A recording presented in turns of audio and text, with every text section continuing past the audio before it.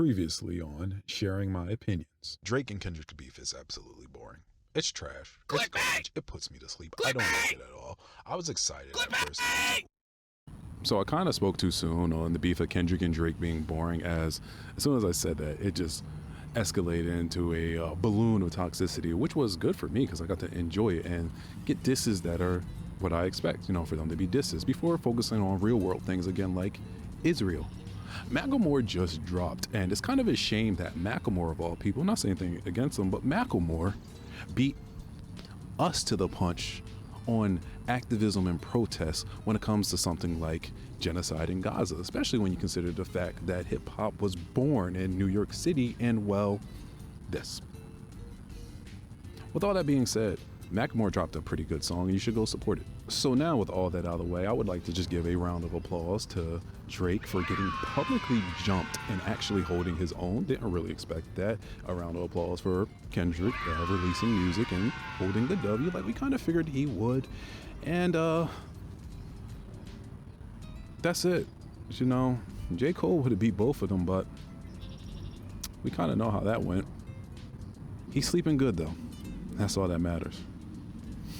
That's all that matters. I've come to accept the fact that J. Cole is just like the Kevin Durant of rap, as in like how Kevin Durant just wants the ball, J. Cole just wants to rap, and there's really nothing against that. Like, I can't blame the man. He doesn't really care about controversy or anything except for the fact that he's been telling us for like the last 5 years that he's the best and nobody wants it with Cole and he's gonna smoke anybody who's gonna be on the mic, and then when he has a chance to do it, he does not do it. Yes, it got a bit ugly, it got a little bit toxic, but goddamn, man, you could have dropped at least like, 2 disses and been like, oh, yo, y'all being a little too toxic. I just want to rap, and then bow out. Like, do it that way. Fuck, man. I just wanted to see something. But getting into the music of Kendrick and Drake, I still go by the opinion that I did not like Euphoria. Didn't like Euphoria at all as a diss. It's cool as a song, and it's well written because it's Kendrick. Most of the stuff is well written. But as a diss, I just did not like it. In fact, I didn't really like Meet the Grams as a diss either.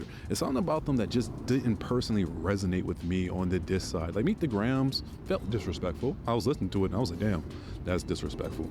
Hell, even towards the end when he's like, you lied about this, you lied about that. I'm like, oh, he's driving a knife, and then the song just stops.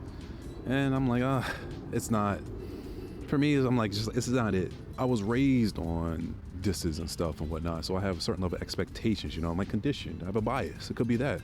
Maybe it's like my mentality on just stuff. I'm not easily impressed. I don't know what it is, but for whatever reason, I wasn't really feeling Meet the Grams or Euphoria. But 616 in LA, that right there was my shit. I kind of feel like my issues with his previous disses is that they just didn't really have what I call bite. Like, I didn't feel any bite to them. I didn't feel no oomph. Like, they were sound, they were even somewhat disrespectful, but it didn't feel oomph. Especially with Euphoria, Kendrick always does his voice changes, what is his style. I have nothing against that. But then he goes into, we're pushing T and I'm whooping feet. While I'm listening to a diss, just the way my expectations go, I believe maybe that's it. It threw me off the track. Like, I couldn't get jiggy with that shit. I've never had the opportunity to use this line until now.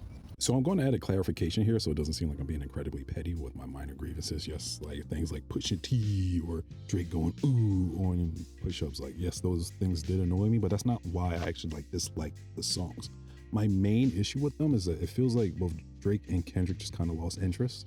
Like, they lost their passion on the last third of both of them. And I felt like that through multiple re-listens, including my last re-listen where I went through all the disses again while being like half asleep. When you're like in that weird half awake, half sleep stage where your mind is like at its most active. I don't really know how else to describe it, but it feels like everything hits the hardest, especially music. And even then, once I got towards like the last 30% of both push-ups and Euphoria, even then I was just like, nah, I'm just not feeling this. Skip to the next song. That's it. It's just something about them I couldn't get into towards the end, and that kind of ruins it for me. For me, it didn't really help that Kendrick was like already regurgitating what Pusha T and Ross had said in their respective disses. Ross dropped his reply to Pusha, and you have story added on as well, and just regurgitating things, it doesn't work with me. I don't really rewatch a lot of media. I don't like really read books. That was hard to say. I listen to music because it's music. outside of that. So, I'm struggling. Revisiting what's already been said on a disc, it's just like, it just took me out of it and everything. So I didn't really like Euphoria, obviously, and I definitely didn't really like Meet the Grams. But as a chess move, I 100% respected Meet the Grams. In fact, when Drake dropped Family Matters, right, and then Kendrick dropped Meet the Grams immediately afterward, bravo, like, round of applause for that. You pretty much won the battle right there, as Family Matters was a solid response track from Drake. Not the best of a diss level, right? But for what we expect from Drake, you know, the Hollywood partier, flashy life type guy, which is what Drake is and kind of has always been, even when he was like the heartbreak guy, you know, you have like 5 a.m. in Toronto and everything. He's always liked that type of lifestyle. Look at his dad. So with that, you know, it was a good response from Drake. You got Drake rapping. He was actually taking it seriously for once, rather than just bullshitting. Push-ups, cool. He's kind of bullshitting. Tailor-made freestyle, he was also bullshitting. Like the first 2 verses, the whole AI generated thing with Pac and Snoop, I just felt like he was trolling. He was like, whatever, having a little fun with it and everything. He didn't get serious until the last verse, right? So with Family Matters, you actually had Drake rapping. Not 5 a.m. timestamp Drake, but Drake rapping nonetheless. He's actually taking it somewhat seriously, and he was aiming shots at everybody. Gave a solid rebuttal to everybody that, you know, was dissing him or whatnot. And it was good. Problem is, Kendrick immediately took all the hype and steam out of it. There was no way to digest any of it. That balloon went and got immediately. That was a perfect chess move. We will probably see nothing like that ever again. And with that, round of fucking applause. What I especially loved was 616 in LA and how it tied into Meet the Grams. You know, he had the whole, did you ever think OVO's working for me? And then when he dropped his big response, kind of proves it in a way, whether there actually was a mole or whether it was just the perfect track that he had waiting. Either way, killed it, destroyed it. All hype out of Family Matters going. Like, people are now starting to digest Family Matters and really starting to listen to it and whatnot. Like, I've seen the discourse finally even out, because let's just say this, Kendrick stans are fucking annoying. Okay, I like Kendrick. Out of Kendrick, J. Cole, and Drake, Kendrick I have the most music of. I like Kendrick a lot. To Pimp a Butterfly, I think is the greatest rap album of the last decade, right, when it came out. And Kendrick stands on social media, maybe not want to pay attention to the beef and only really discuss it among friends, because it was bad. Still is bad, but at the height of it, when everything was going on, it was bad. Like, not just the hypocrisy, but the way you just shut down every single thing Drake did the moment it came out, and cheered for every single thing Kendrick did the moment it came out. Not even have a chance to listen to it. As soon as it happened, this is mid, this is great. I was like, there's no way you went through all 6 minutes of this. It's only been out for a minute. Like, that type of stuff. That was absolutely annoying. But my tangent aside, right? Tie-in from 616 to LA to Meet the Grams was great. And Meet the Grams, as I said, destroyed the hype out of Family Matters. But even with that, I didn't think Drake was dead just yet. So one of the issues I had with Meet the Grams is I felt that Kendrick had inadvertently given Drake an opening to rebuttal. And it doesn't have to be a true rebuttal or anything. You're just trying to win. It's a beef. It's a diss, you know. You're trying to take the crown, wear the crown.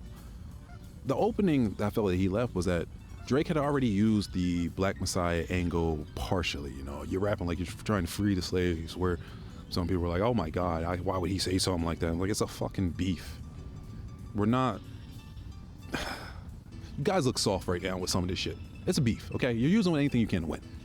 So when he did that angle and everything, I felt that if Drake was going to respond back, what he should do is, okay, use the you're a sick man pedo angle and flip it. As on Mr. Morale, Kendrick had Kodak Black on it. And yes, Drake has done songs with Kodak Black as well. But I felt the angle if he should have used, right, if he's going to do anything, is use an angle that furthers into the hypocrisy, right? Because you've tried to do an image, try to tell a story, a narrative, like on how a person may feel. How would you feel if he was around your daughters when he's talking to Sandra? You can now flip that and go, how did the victim feel when you were trying to redeem Kodak Black? Great angle, in my opinion. You know, I'm not a rapper or anything, so I don't know how it would look on the track. I don't rap at all. But there, like, I felt he left that opening. And I'm like, if Drake and his team are smart, even though they've made a few blunders, well, they'll be able to use that and, you know, lower the impact that it has, and now put the onus back on Kendrick, which was what I felt.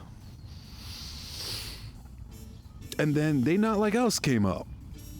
And I won't lie, that happened, and I went from, initially, this beef was boring, to, oh shit, he is whooping your ass right now, Drake, please, you gotta fight back. Damn. Like, I'm driving around the car going, wop, wop, wop, wop, wop. Just having a good old time. Screaming, fight back, Drake, fight back. That immediately made it bad for Drake. Like, he had what I felt was not even 24 hours to respond anymore, but he had 12. Like, you have 12 hours to respond. You have to hit him back with something, because it went from him, in my opinion, having Kendrick being him, having, you know, the slight edge, to, oh, this is overwhelming now. Like, that was a knockdown blow. Not a knockout yet. The 12 hours is the 10 count. If you don't respond, it's a knockout. So The Heart Part 6 came out.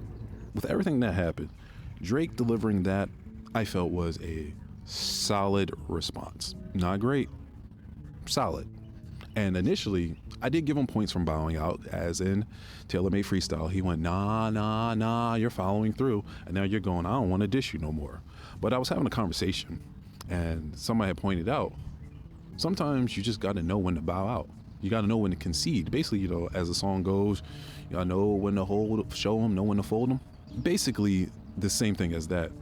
As Drake, at the end of the day, is still a brand. Kendrick's a brand too. He has PF Lang and everything. But Drake, you know, he has OVO, has the fashion. You know, he really cares about his money and his brand.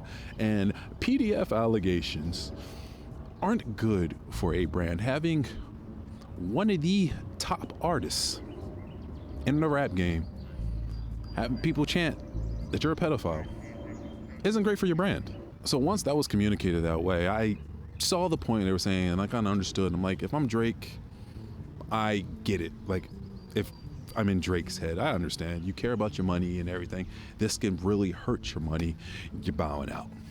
However, if I am Drake, or if Drake is me, fuck all that! Absolutely not. Like, if Drake is me, if we're in my head and I'm not in his, we're not bowing out. We win or both of us die. It's about the principle at this point. I'm hyper competitive. I want to beat anybody. Thing is, it going to hurt my money? Probably, but I'm trying to win at this point. Either I win or both of us die. None of that, oh, I'm conceding or anything. We're going to be dissing after dissing after dissing. 2 weeks, 3 weeks, 4 weeks, 20 weeks, 2 years. Fuck it. I'm winning. I was about to say one of us is going to win. No. I'm winning. Or none of us win. But that's my mentality, though. That's why I'm not famous or anything, because I'm just too damn petty. In fact, I was going to make a Meet the Grams clickbait video, because the previous video on this topic I made was really my honest opinions, and I was just sharing the video over from TikTok, and people come over saying, well, this is clickbait. You're just doing this for clickbait. And it was only like 3 comments. But those 3 comments was enough to want to be super petty. So, you know, there's a reason why I'm where I'm at and they're where they're at. But with all that being said, I want to give Drake a round of applause for, you know, being able to give a response, because that was a challenge right there. As well as I want to give Kendrick a round of applause for basically warning what was going to happen in 616 in LA when he said, playing dirty with propaganda, hit blow up on you. Just like how I want to give Kendrick a round of applause for making it so I could post that without, you know, any demonetization, because yes, the channel is monetized. I had a few videos blow up in the past, but I don't do things for views, so, you know, this is where I'm at. But this ain't about me. Back to the music. So seeing that Kendrick won and everything, and, you know, I have my issues with Kendrick's initial songs, but he won, so there's no reason to, you know, speak to him on anything. Here's my critiques towards Drake on toxicity, on how to better your toxicity. Be good at it. Like if I was talking to them, you know, or giving them a critique, basically, you know, a review. First and foremost, way too much talking. There's no need to do all that talking at the end of the Heart Part 6. Like, calling it the Heart Part 6 is a great move, because anytime Kendrick drops another The Heart, if he titles it The Heart, that is always going to be tied into each other. Now, I don't know if that's a great move or not, because he might be petty enough to make his new The Heart about you. He might call it The Heart of Drake or something. Who knows? But toxicity-wise, that's a good move. But it was also a bad move just to be talking. Just terrible. Also, you missed an opportunity to really flip the angle that I said previously I thought you would use. Like, you kind of went into it, right?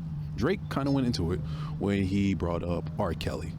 Calling Kendrick a hypocrite, as in when was it Top or Punch? Top or Punch from TDE, I think. Are they the same person? I don't know. I actually don't. But whoever that person was that's in TDE, they were speaking on the R. Kelly situation and saying how, you know, it's hypocritical to, it's wrong to remove his music from like streaming platforms while keeping people who are white who have similar egregious allegations. And while, you know, that has some truth to it, you can still use that as an angle. Drake could have went further on that. Like I said, you take the Black Messiah part, which he kind of did, and you flip it. You rebuttal it, spin it, put it back on him. And I feel like, you know, he could have went further when he brought up R. Kelly, right? And I'm not a rapper or anything, so it will go something like this. Just bear with me. Actually, have to read my notes right here because, as I said, I am not a rapper. So when Drake goes, sounds like you send him commissary when he needs some paper, he could have then followed with something like, you know, birds of a feather, your cheerleaders are rapists. Ross gives you a drink and you don't even know where you wake up. Like something like that, right? Obviously it would sound better. I'm not a rapper, not trying to be here or anything. But that was the angle he could have went. And we got to talk for a second. We have to have a serious discussion. How the hell did that Rick Ross line clear? This isn't like something that I've been wondering just now because of that. No, this is something I've been saying for the longest. Not the only person, obviously, he lost some deals over that. But I really, really need to know, how in the hell, I guess just men are the answer, but how in the hell did people hear Ross say what he said and go, yeah, that sounds fine. I see nothing wrong with it.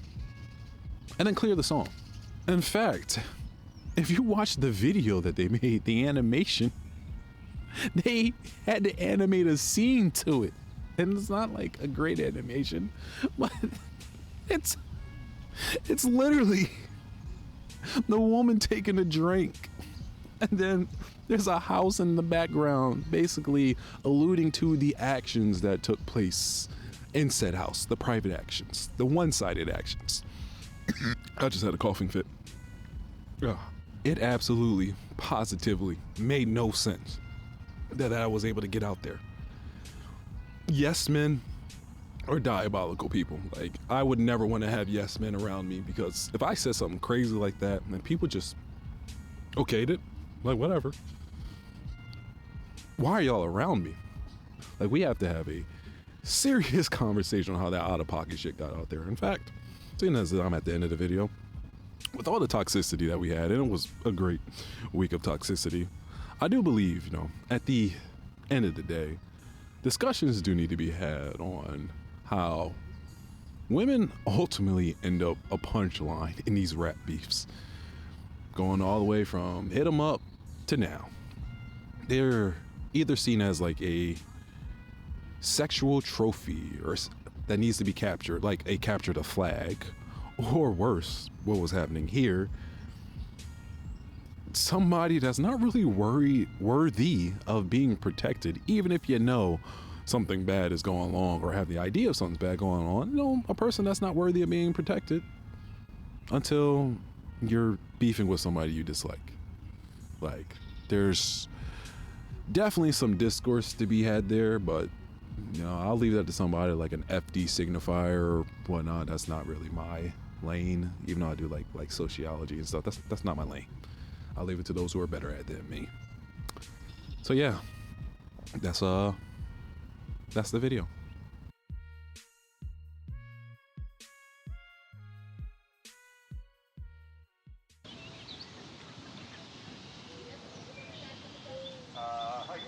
so much lean back at the finish. You're laying down. See, you fixed it on that stroke. That's good. I don't. There you go.